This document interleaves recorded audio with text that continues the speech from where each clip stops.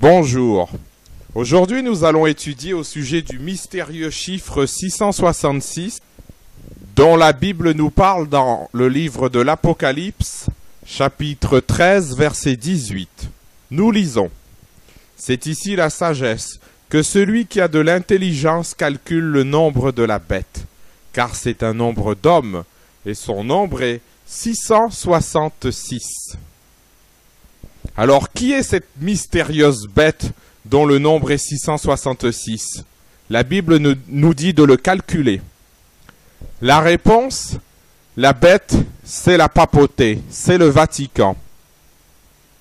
En effet, le pape a pour titre, entre autres, parce qu'il en a plusieurs, un de ses titres, c'est Vicarius Filii Dei. Et la langue de la papauté, c'est-à-dire le latin, nous dévoile sa vraie nature. Rappelons le principe des chiffres romains. Certaines lettres du latin ont aussi valeur de chiffres. Le I est égal à 1, le V est égal à 5, le X est égal à 10, le L est égal à 50, le C est égal à 100, le D est égal à 500 et le M est égal à 1000. Donc nous allons épeler le titre Vicarius Filii Dei. Vicarius, V-I-C-A-R-I-V-S, Filii, F-I-L-I-I, Dei, D-E-I. Donc dans le mot Vicarius, nous avons le V qui fait 5, le I égale 1, le C égale 100, encore le I après égale 1, le V qui est à la fin égale 5. Et dans le mot Filii, nous avons 3 I qui font chacun 1, plus le L qui fait 50. Et dans le mot Dei, nous avons le D qui fait 500 et le I qui fait 1. Et quand on additionne tout cela, eh bien on obtient le chiffre 666. Donc c'est confirmé, la papauté c'est bien le 666. Le Vatican est la bête. Il y a d'autres titres de la papauté qui eux aussi font 666. Exemple, Dux Cleri, qui veut dire en français chef du clergé. Nous l'épelons. Dux, D-V-X, Cleri, C-L-E-R-I. Dans le mot Dux, nous avons le D qui fait 500, le V qui fait 5 et le X qui fait 10. Et dans le mot Cleri, nous avons le C qui fait 100, le L qui fait 50 et le I final qui fait 1. Et quand on additionne là encore toutes ces lettres, nous obtenons également 666. Donc c'est vraiment confirmé que le 666 correspond à la papauté. Le pape a également comme titre Rex Latinus Sacerdos, qui veut dire roi du sacerdoce latin. Dans le mot Rex, il y a le X qui fait 10. Dans le mot Latinus, il y a le L qui fait 50, le I qui fait 1 et le V qui fait 5. Et dans le mot Sacerdos, il y a le C qui fait 100 et le D qui fait 500. Et quand on additionne toutes ces lettres, nous obtenons, là encore, le chiffre 666. L'Église catholique romaine a également comme titre Sancta Lux Dei, la sainte lumière de Dieu.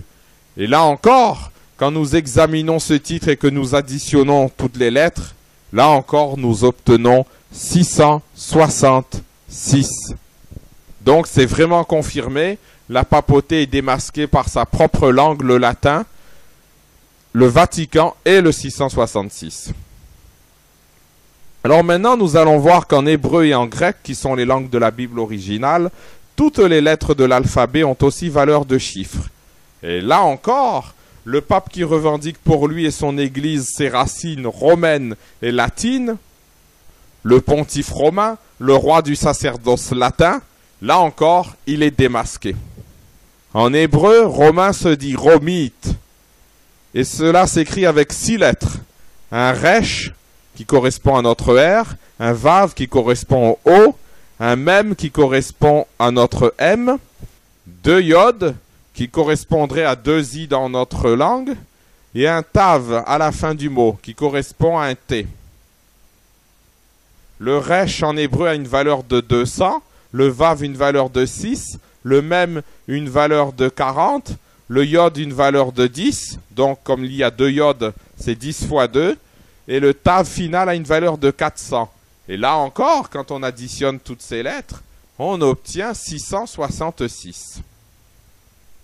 Et maintenant, nous allons voir le même exemple en grec. En grec, latin se dit lateinos et s'écrit avec un lambda, un alpha, un tau, un epsilon, un iota, un nu, un omicron et un sigma. Ce qui correspondrait en français à cette suite de lettres L-A-T-E-I-N-O-S. Et le lambda en grec a une valeur de 30, l'alpha a une valeur de 1, le tau a une valeur de 300, l'epsilon a une valeur de 5, le iota a une valeur de 10, le nu a une valeur de 50, l'omicron une valeur de 70 et le sigma a une valeur de 200. Et là encore, quand on additionne toutes ces lettres, on obtient également 666. Donc c'est vraiment confirmé par le calcul que la Bible nous a ordonné de faire. 666 correspond bien au Vatican, à la papauté. La bête est donc identifiée. Relisons maintenant ce qui est dit dans Apocalypse chapitre 13 dans les 9 premiers versets sur la bête. Puis je vis monter de la mer une bête qui avait 10 cornes et 7 têtes, et sur ses cornes 10 diadèmes, et sur ses têtes des noms de blasphème. Au verset 2, le dragon lui donna sa puissance et son trône et une grande autorité. Donc, comme on a vu que le 666 et la bête correspondaient au Vatican, donc le dragon c'est Satan, donc c'est Satan qui dirige le Vatican. Et cela s'est bien vu tout au long du Moyen-Âge, avec les sanglantes persécutions qui ont été organisées par l'Église catholique romaine à travers toute l'Europe et en Amérique latine. Ces millions d'hérétiques qui ont été mis à mort de façon la plus cruelle par l'Église romaine. Cela est un témoignage irréfutable de la véritable nature de l'Église catholique romaine. C'est ce que nous sous-entend le verset 10. Si quelqu'un mène en captivité, il ira en captivité, et si quelqu'un tue par l'épée, il faut qu'il soit tué par l'épée. Et c'est ce que sous-entend également le verset 7. Et il lui fut donné de faire la guerre aux saints et de les vaincre. Et il lui fut donné autorité sur toute tribu, tout peuple, toute langue et toute nation. L'enseignement de la bête, donc de l'Église catholique, est en abomination à Dieu. C'est ce que sous-entend le verset 5. Et il lui fut donné une bouche qui proférait des paroles arrogantes et des blasphèmes. Et quelle parole plus arrogante que l'enseignement du pape Léon XIII, qui se disait être Dieu lui-même, caché sous un voile de chair. Maintenant, il faut savoir que tout pape, quand il commence son pontificat, choisit un drapeau personnel pour le représenter. Un drapeau qui flotte en plus du drapeau du Vatican. Et les drapeaux ou blasons que les papes choisissent sont souvent très révélateurs. Par exemple, Grégoire VIII a choisi 2 épées sur son drapeau, ce qui fait penser au verset biblique « Tous ceux qui prendront l'épée périront par l'épée » Matthieu chapitre 26 verset 52.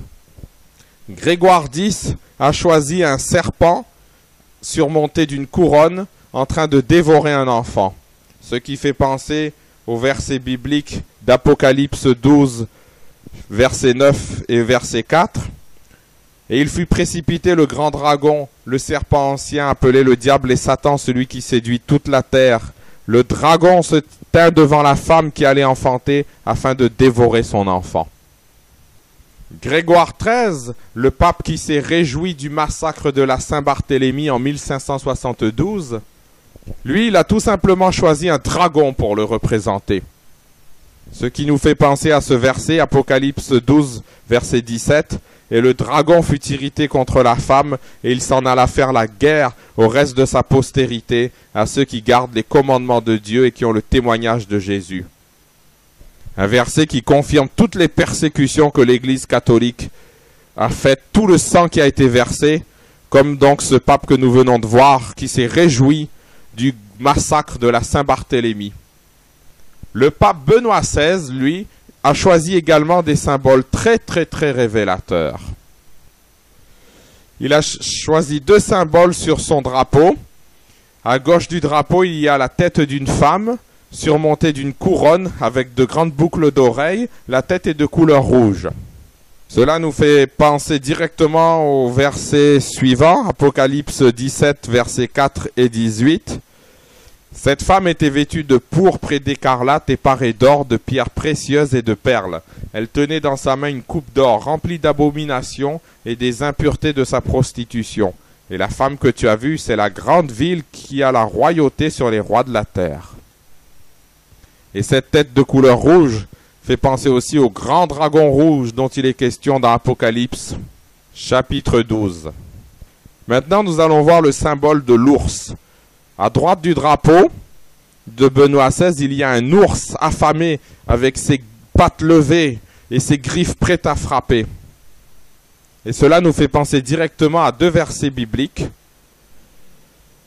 Proverbe chapitre 28 verset 15, comme un lion rugissant et un ours affamé, ainsi est le méchant qui domine sur un peuple pauvre. Et surtout, Apocalypse chapitre 13 au verset 2, la bête que je vis était semblable à un léopard, ses pieds étaient comme ceux d'un ours, ce qui confirme que la papauté, c'est la bête. Pour finir, nous allons maintenant lire quelques extraits du Serment des Jésuites, un texte révélateur de la vraie nature de l'Église catholique romaine. Chacun en tirera la conclusion qu'il voudra. Il n'y a pas besoin de rajouter quoi que ce soit d'autre à ce texte. Ce texte a été vu dans le United States Congressional Record, le journal officiel du Congrès américain, archive du 62e Congrès, du 15 février 1913, page 3215-3216. C'est le serment secret que doivent prononcer tous les jésuites de haut rang qui ont un poste de commandement dans l'ordre des jésuites.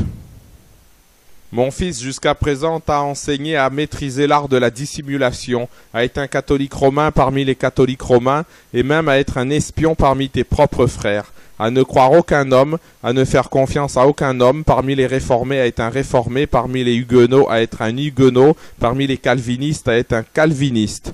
On t'a enseigné à planter insidieusement des semences de jalousie et de haine entre les communautés, les provinces et les États qui étaient en paix, à les inciter à commettre des actes sanglants, à les provoquer à la guerre les uns contre les autres, et à déclencher des révolutions et des guerres civiles dans des pays qui étaient indépendants et prospères.